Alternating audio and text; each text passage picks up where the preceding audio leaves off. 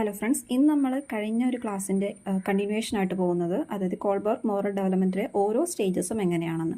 അപ്പോൾ ഫസ്റ്റ് ലെവലിലെ ആദ്യത്തെ സ്റ്റേജാണ് പണിഷ്മെൻറ്റ് ആൻഡ് ഒബീഡിയൻസ് ഓറിയൻറ്റേഷൻ. അതായത് കുട്ടികൾ എന്താണ് പണിഷ്മെൻറ്റ് കിട്ടുമോ എന്നുള്ള ഭയത്താൽ കാര്യങ്ങളെല്ലാം അനുസരിക്കുന്നതാണ് ആ ഒരു സ്റ്റേജിൽ വരുന്നത്. രണ്ടാമത്തെ ഇൻസ്ട്രുമെൻ്റൽ പർപ്പസ് എന്ന് പറയുമ്പോഴത്തേക്കും എന്താണ് റിവാർഡുകൾ കിട്ടും, അല്ലെങ്കിൽ എന്താണ് അവരിതൊക്കെ മേടിച്ച് തരും എന്നുള്ള അതുകൊണ്ട് എന്താ കുട്ടികൾ എല്ലാ കാര്യങ്ങളും അനുസരിക്കുന്നത്.